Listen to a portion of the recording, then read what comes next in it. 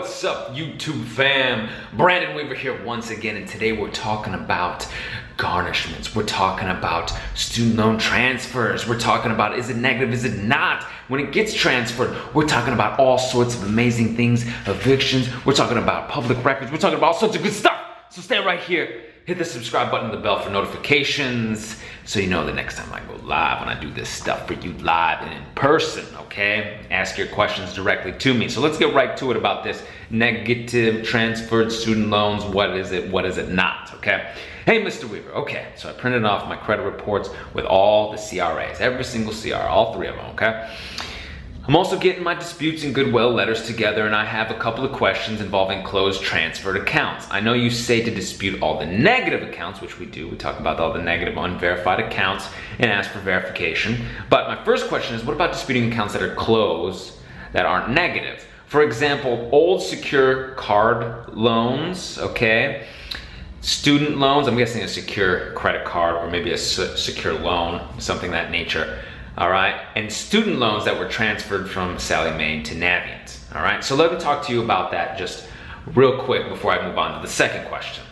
If something has been transferred, it doesn't necessarily make it negative, okay? So late payments on that, charge-offs, delinquencies, that kind of stuff makes it negative. So if you're just having a Navient, right, show up because Sallie Mae was converted over to it or they sold the stuff over there, it's not necessarily negative. I actually had a Citi card that was transferred into an American Express, the Hilton card, okay?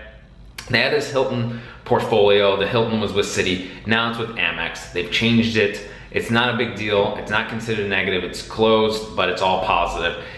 It is what it is, okay? I didn't really see much of an effect in my score, so it's not a big issue.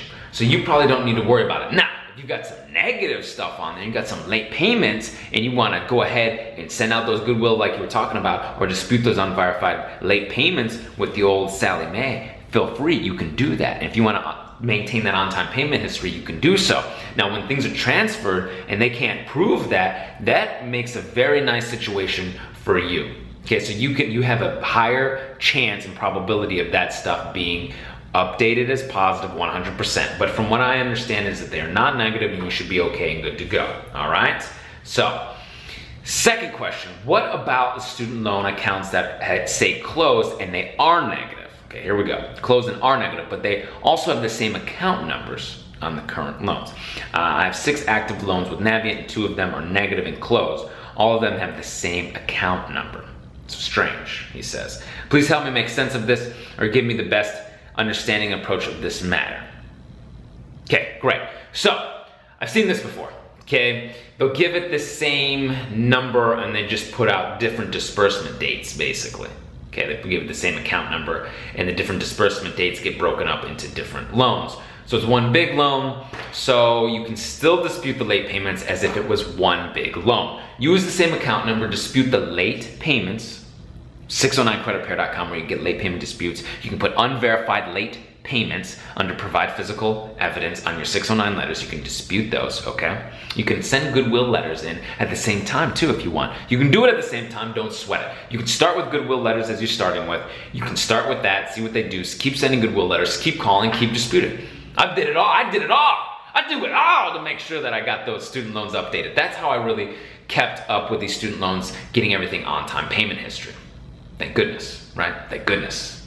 Thank goodness. Or we can do it for you at theawesomelifegroup.com. Now, you're going to be okay. I know you're concerned because it's got the same account number, but you use the same partial account number on your accounts, on your letters. You're going to be all right, okay? So let's talk about public records, okay? Let's talk about some public records. Let's talk about some evictions. Let's talk about what you do in this manner, okay? This is an interesting one.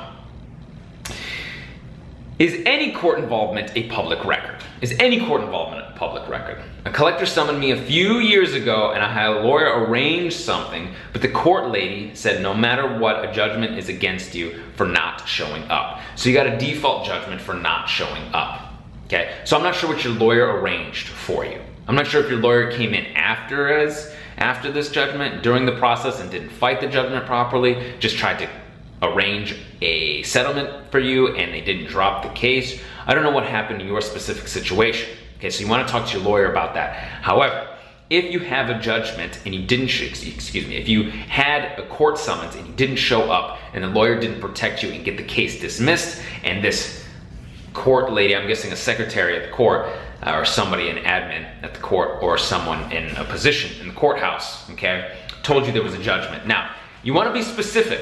This is pretty general, court lady. You should find out. These are your rights. These are your court summons. This is your life and your financial situation. So you want to make sure that you know precisely who you're talking with. I spoke with Miss Jeannie on such and such a date at such and such a courthouse, and she said X, Y, and Z is showing up on my record right now. Okay, specifics. If you're speaking about someone that, oh, well, I didn't show up, yeah, you probably have a court judgment, and you're not sure, you should find out from them. You can call up the courthouse and find out what judgment is there for what, how. Okay, I need to file a motion to vacate this judgment, which you can get at 609creditrepair.com. You can file a motion to vacate a judgment. You can talk to your lawyer about filing a motion to vacate the judgment. You can have the lawyer file a motion afterwards to dismiss the case and the proceedings because you weren't given proper validation, or you settled out of court, or something of this nature. You also want to check your bureaus. You're not sure, you have to check the 3 bureaus, see if there is a public record there. Check your LexisNexis, pull your LexisNexis, see if there is a judgment in there, okay? You have to see if it's in there. So is any court involvement a public record? Only if it gets submitted and it passes through and a judge deems it so that you are in, on the guilty side basically. And by doing so, not showing up, they automatically win. So the winners win. So unless it was settled, take a look at those places that I told you to take a look. The same thing with evictions. So we've had a customer, client who didn't realize in the state they had to give a certain amount of notice, okay?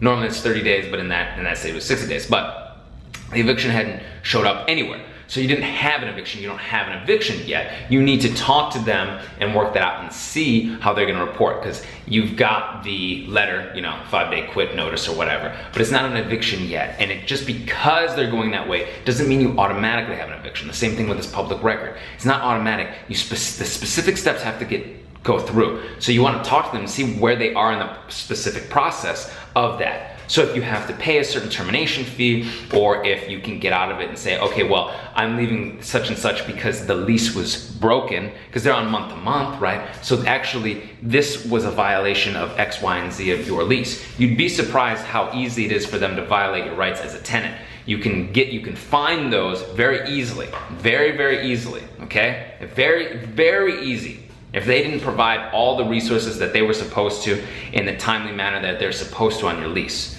So they might actually have been the ones to break it. So take a look at that, all right? And if you need us to help you find these violations, theawesomelifegroup.com, okay?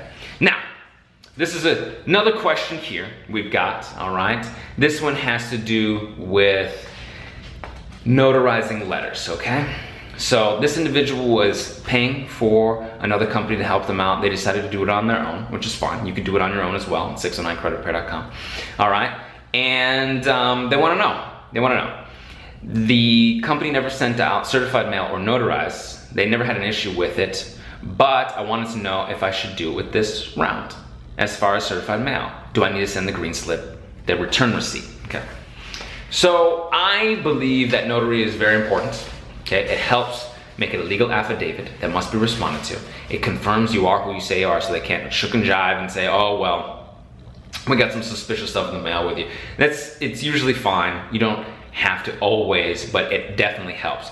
Certified mail, I would say, if you can do it, do it. Do certified mail. It's very important, okay? It's very important to build your case. It's very important. Return receipt is great if you want to. That's not necessary, that's more optional, but it's very helpful to see that someone picked it up, signed for it with the collector, or you get that stamp from Equifax, Experian, TransUnion. All right? Let's see, we have one more here, ID theft, okay? I had a question about ID theft, filled out ID theft report, and wondering what the next step is, okay? So if you have your police report and you filled out your ID theft report with the FTC, and they wanna know, do I have to file a dispute? I don't remember having given them enough information for the FTC to send the stuff over. So, don't ever assume somebody's going to do something for you, right? So even if the FTC says, oh, we're gonna look into it, we're gonna do this and that, send your affidavit in and your police report in with your next round of disputes to the credit bureau so they know that you are the victim of ID theft, and they have to remove that stuff. Fraud, ID theft, mandatory removal, have to remove within 30 days or that's a violation, all right? Okay, good guys, very good. Now I've got some more videos coming out for you, some bonus stuff about inquiries. Somebody got all of their inquiries deleted from Experian and TransUnion. All right, so that's fantastic. Some more stuff coming out about inquiries. We've got more lives coming up. All right, so hit that bell for notifications. Hit the subscribe button. When you smash that subscribe button, put down below subscribe tribe. You can email me with all your questions that you might have. All right, if this video helps you out, give it a thumbs up, like, comment, share, subscribe, and until I see you in person or on the live, I'll see you on the other side. Take care.